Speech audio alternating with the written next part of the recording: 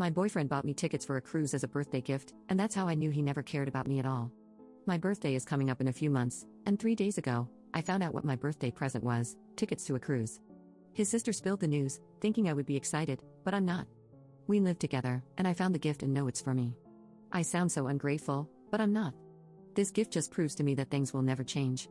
The first thing is this gift isn't for me. I do not like cruises because I get really bad seasickness, and nothing I do helps. I also told him what I wanted to do for my birthday, which was going to a Ren Fair festival on my birthday. I have already taken the week off from work for it in preparation to go to this fair. I have purchased tickets and I'm saving month to month so that I have spending money without it affecting finances at home. Why would he book tickets at the same time as the time I took off to go to this festival? Also, this cruise wasn't cheap at all, so it's basically wasted money because I'm not going. I'm so annoyed.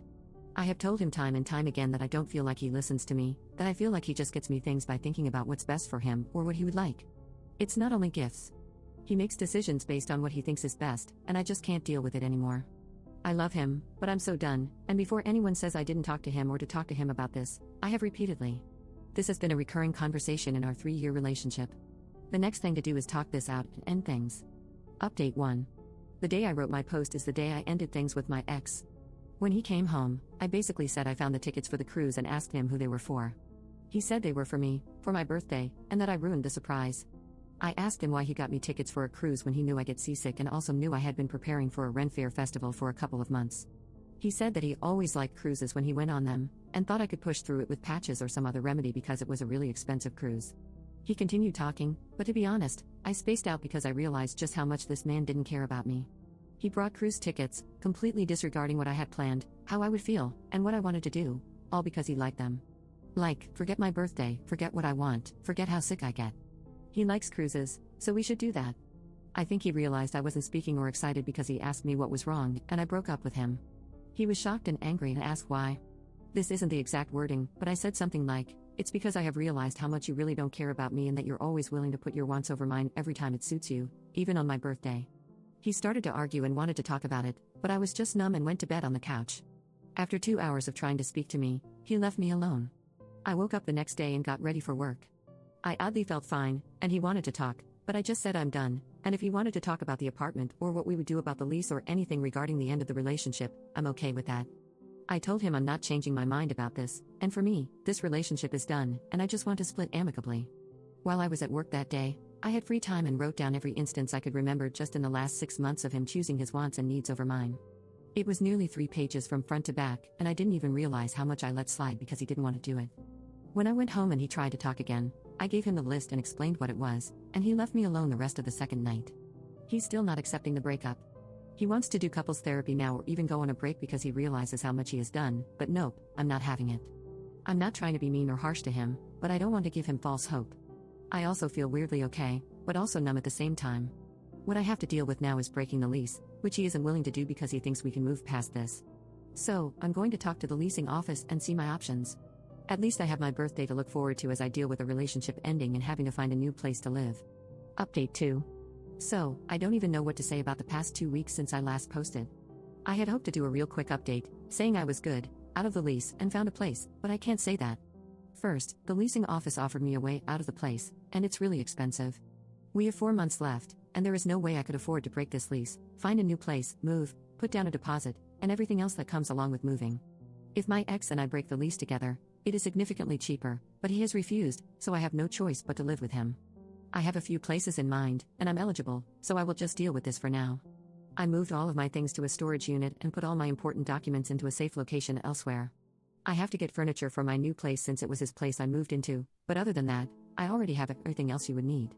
When it comes to my ex, I don't even know how to describe what is happening. It honestly feels like these last 17 days have been happening to someone else. He won't let me out of the lease because he thinks we can fix this. First, he tried to gaslight me because he said the things on the list didn't happen. You stupid waste of oxygen, where do you think I got an accurate recollection of what you did and the dates? Text messages.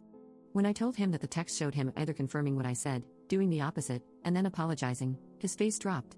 You can lie all you want, but I literally have evidence to back up my memory. Then this brilliant piece of work decided, you know what, I'm going to look at the list and pick things I did wrong and do them right. So he started picking things he had done wrong and then doing it right without any input from me. You know, it's the biggest revelation to realize that he could have done this right from the start. None of these were mistakes. He knew exactly what he was doing and didn't care about what I wanted or needed if he thought his idea was better. I had people message me asking what was on the list, and you know what, I will give a few examples right now. One was when I asked him to pick up an orchid for me since I would be working late all week. Orchids were my grandmother's favorite flower, and she passed away a couple of years ago. Sometimes I really miss her, so I get some of her favorite flowers, and having them around really helps my mood. He decided to pick up roses, and I remember seeing the roses and saying, "Why did you give me roses when I asked for an orchid?" and him saying that he thought these were better and prettier.